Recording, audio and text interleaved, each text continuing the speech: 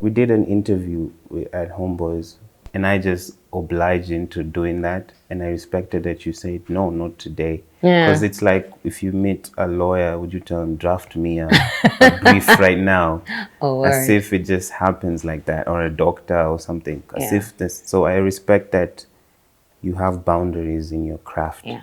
Yeah. Have you ever thought of creating an alter ego? Like I see artists these days, that's how they tap into other parts of themselves. Like Sasha Fierce and Is Doja Cat has the alter something. ego is ecstatic. But have you ever like thought of like embodying it as something that allows you to? No, not really. Like, because I feel like when I embody ecstatic, I speak less. I I don't know how it's like. It feels like it's a weird thing to say. You know, it's just like, oh my gosh. But it's a personality thing. Like I don't have a lot to say except, I just write. Okay. Like if I'm writing, cool. If I'm speaking, you'll get very short answers, yes and no's, and yeah. Okay. So I have to have the personality that just speaks And for what's that? What's the for personality that that just? speaks for Yeah. no, it feels like, oh, this is a psychological documentary. Yeah. It speaks for Ria. Ria. Yeah. Okay. Yeah. And is Ria the singer or is Ria? Singer. Yeah. Yeah. Not that I can whatever into singing right now. Okay. But when you grew up, what came first, the singing or the The rap? singing. The singing. Yeah.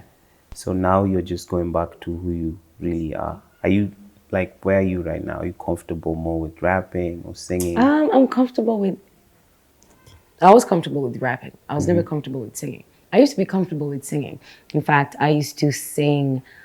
I used to wait until everyone is out of the classroom. So I used to wait for break times and whatever. So I could just sing into like, that echo that, we love that. Like, singers, we go and record in basements and in parking lots because of how it just sounds, how the music just bounces off, a big space or in bathrooms, makes us makes us sound good.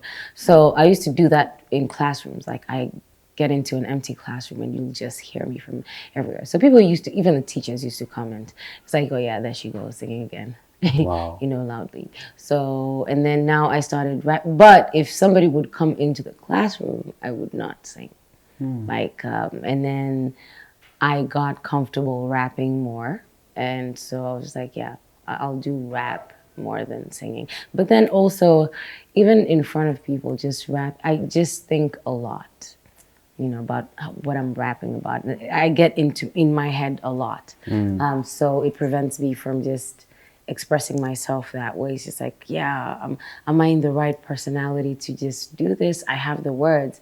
Is it believable? It's like, it must be believable, and for it to be believable, the personality must be there.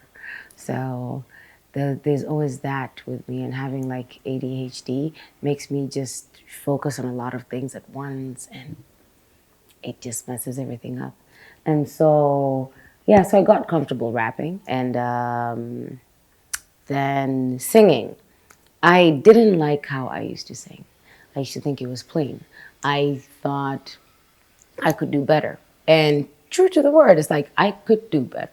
So, in fact, the very funny thing is within these 2 years is when I've gotten confident with my singing. And within 1 year, so meaning like from July or something to July or June, around June, when I made songs like the songs that I have made, which are unreleased, which are R&B-ish. They are soul.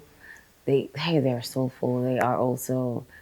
There's also, what's this genre? I'm trying to yeah, but I can't remember. Indie, type sounds.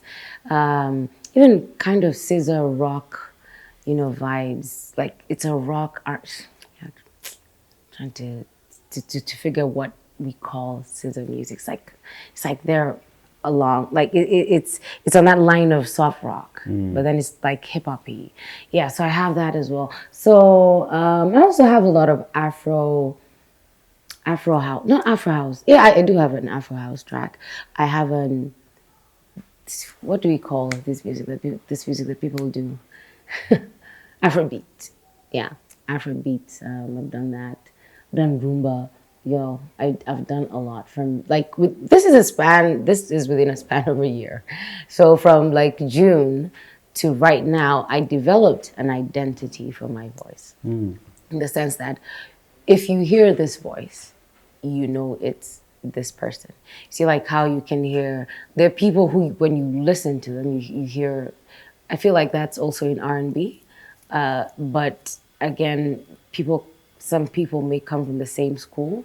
So it's just like, yeah, you have an identity in your voice, but you sound similar to like many other people, unless you do a different vibe, unless your writing is what speaks for you. So many things can speak for you. They can, create that identity. Maybe through your writing, maybe through, you might sound like somebody else, but through the structure, like you choose to, how you arrange your songs, how you harmonize your songs, how you write your songs, and how the overall vocal direction of your songs create your vocal identity. And that's what, sometimes when I get into videos, I rarely post videos on I rarely even go live because I'm always, it's like a weird thing. It's like, there I am waiting. Yeah. Yeah, guys. So you try to act like you're doing something. Yeah, so anyway, I rarely do those videos because I know somebody can keep a live video, still on.